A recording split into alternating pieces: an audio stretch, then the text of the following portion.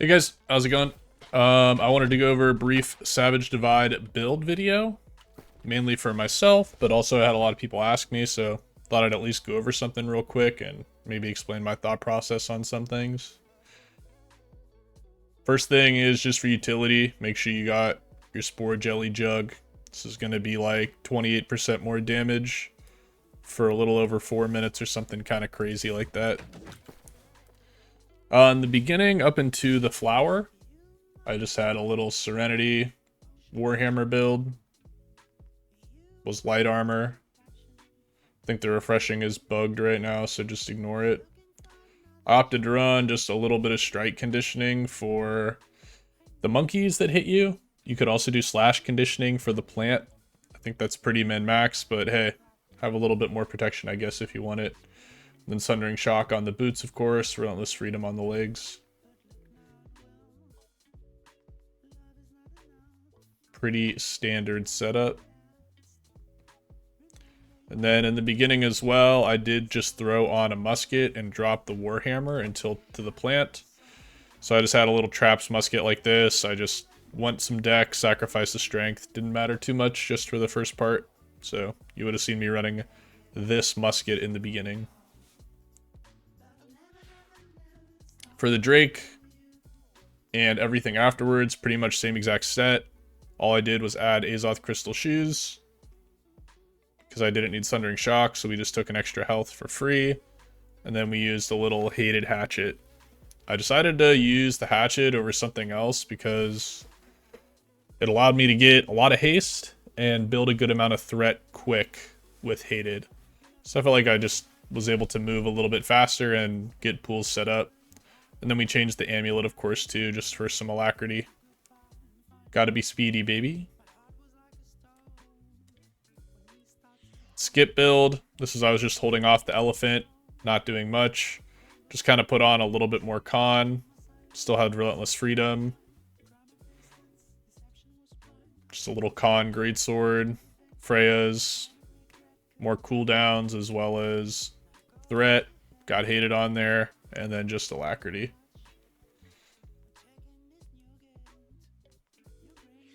For Kurok, I tried out something. I think I would do this again, but I'm not 100% sure. I just had a bunch of strike conditioning, so that's why I decided to rock opals.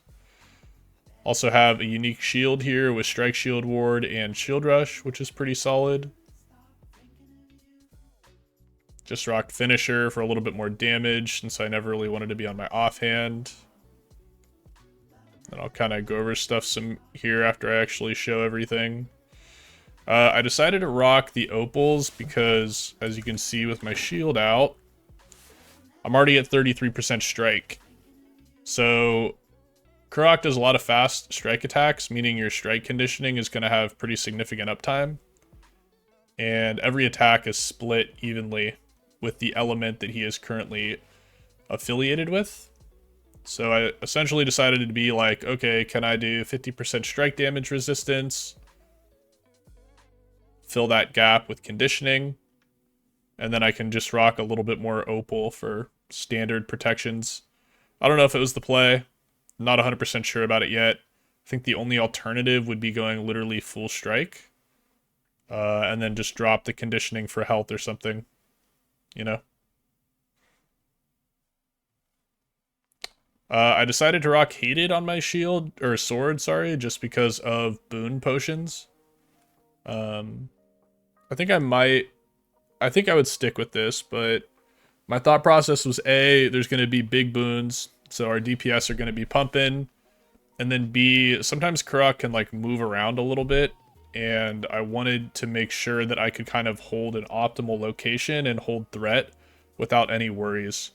I think that being able to do that and then having a little bit more protection with the strike shield ward and shield rush is just going to make the fight go a lot faster as well as smoother for the rest of the group. I think the consistency was more important than me min-maxing my DPS.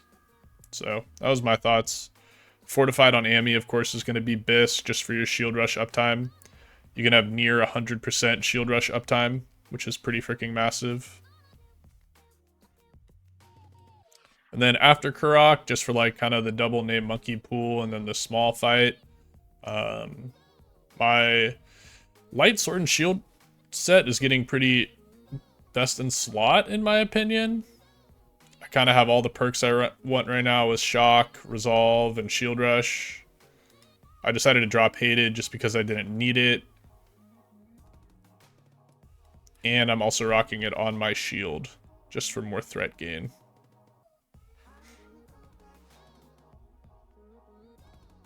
I did think about going like 100 to 200 con, but the mammoth you fight before has a lot of staggers, and the double monkey pool also has quite a few staggers with the monkeys themselves. And after attempting to run like 100 con, 200 con, it felt more important for me to stay still and keep the monkeys clumped than min-maxing my DPS. And that's the reason I stayed 300.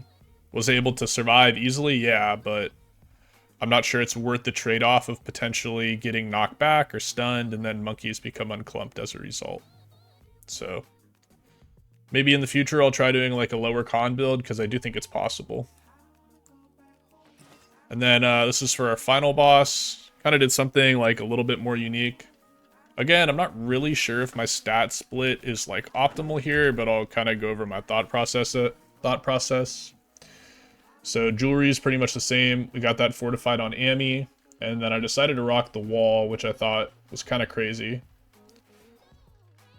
But you basically have Chromatic Ward. And Chromatic Ward is going to give you more value than like full opals in your armor, which is kind of nutty when you think about it. That coupled with like keenly fortified and shield rush, I think you want to just stay close to the mammoth and kind of like left click the final boss. So ultimately I decided if I can just be as tanky as possible, that means more heals are going to go on my DPS. I never have to move, and I can just kind of stay in one spot and my healer can be more aggressive with blading. So it seemed to work out well. I was surprised the wall worked as well as it did, but you know, we'll try it out in the future. Got little accelerated resolve on my armor, and then everything else is pretty standard. You can't really rock a good conditioning for the final boss. If you were to rock a conditioning, you could maybe do an elemental conditioning, and slash conditioning isn't the worst either. The mammoth will do this tusk attack where he swings his head to the left and then to the right, and both of those are slash. So obviously it's not going to work for the first one, but it'll work for the second one. Is it that needed? I don't know, honestly. This was the split I decided to do. So I was 35 strike. The only reason I opted for nature is because conduits were spawning on me quite a bit, and blood offering was in savage that week. So if I could reduce blood offering a little bit, you know, and I don't think more than 35 strike was needed. I felt pretty comfortable in this setup, but I do think that it could be min-maxed further as far as resistances go. I did try out something where I opted for Sin, and I kind of, in blood offering weeks, I don't really like swapping weapons to spam abilities just because you get big blood offering ticks, and I really want to stay on sword and shield the whole time, is my thought process, right? So I just decided to say, okay, I either run Sin or I run Finisher, okay? But like Finisher is just damage, and Sin will extend my light attack rend, my whirling blade rend, and also my shield rush weaken. Do those things matter? Or does it matter? I don't know. The big thing where I saw Sin coming in with value is that if we look at our skill tree here, the final light attack in your chain inflicts a 15% rend for 2 seconds. With Sin, this 2 seconds is actually extended to 2.5 seconds.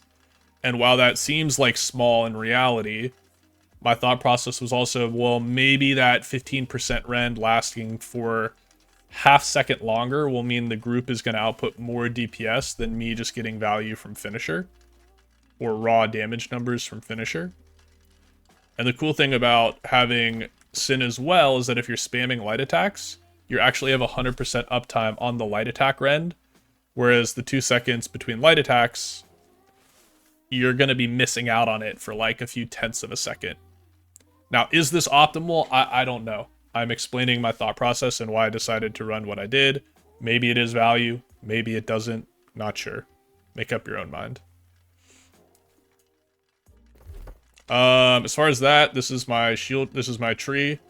Normally, I would run Opportunist and I would run Intimidating Rush. But because of how I was using Sword and Shield, I decided not to, basically. I wanted more protection with defensive training. And then Opportunist, which I would normally run, it felt like I wouldn't get a lot of value from this because it would like only be on the double name monkey pool. Is the only time I would get value, and I already have Warhammer for that part for slows. And they're going to be rooted a lot anyways, so the 200 strength will be proccing. Should I have taken it? Probably, but I wanted to do a more protection-oriented sword and shield build. Hatchet. This is kind of the hatchet, like, max haste build. Where you're just running social distancing for movement, as well as haste, and berserk haste. Pretty standard for the most part. Standard greatsword build. I might have taken arrow deflection in a different week, but this week I did not feel like I needed it.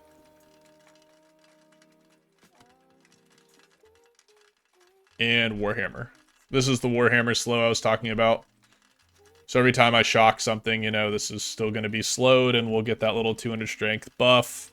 Or with my sword and shield, I'll get it for a little bit. So really, it only would have affected me on the double monkey pool. And I think this is pretty standard Warhammer tree for tanking. Also going back, I'm not sure if I'd run clear out again. I'm not 100% sure about this. It felt so weird to me, or like maybe I'll run Sundering Shock on my weapon instead of clear out. It feels like so many mobs just get knocked back and unclump and savage. So I'm not sure if I would do it again. Oh, and then other thing is you can see I'm pretty much 300 the entire dungeon. Pretty easy standard stuff. If you guys got any more questions, feel free to ask me down below. And if not, I will see you in the next video. Later.